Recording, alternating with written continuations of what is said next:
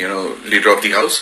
تو یہ اچھا، ایک تنقید جو ہے وہ نیب کے اوپر یہ بھی آ رہی ہے کہ جو موجودہ پرائم منسٹر ہیں عمران خان، ان کے خلاف بھی ہیلی کاپٹر کیس جو ہے مس یوز، اس کا نیب انویسٹیگیٹ کر رہا ہے. میں کہوں، اور پھر ان کی جو ملاقات ہوئی اس حوالے سے ایک قدم آگے جاؤں گا.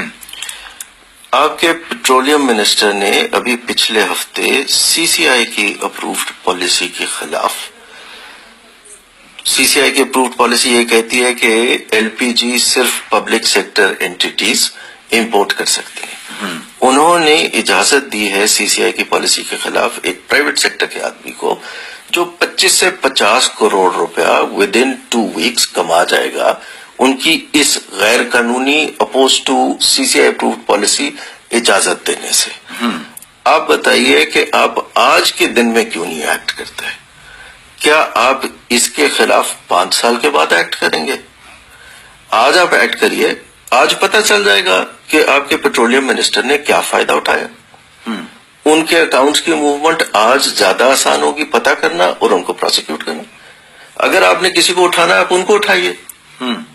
آپ ایک آدمی جو آپ یہ کہہ رہے ہیں، آج آپ کی بنائے گرفتاری یہ ہے کہ یہ فارمر چیف منسٹر ہے، ان کے اپوائنٹڈ یہ انڈیویجولز ہیں، یہ ان کے ڈاکیومنٹری ایویڈنس اور دوسرا ایویڈنس اور وٹنسز کو انفلوئنس کر سکتے ہیں، اس لیے ان کو اریسٹ کرنا ہے.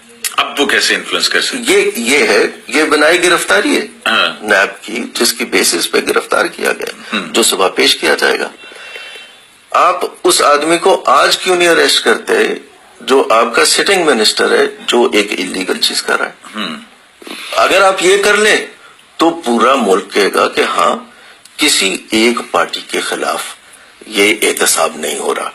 یہ نیبنگ فار رینسم نہیں ہے، یہ نیبنگ فار پولیٹیکل انفلوئنس نہیں ہے.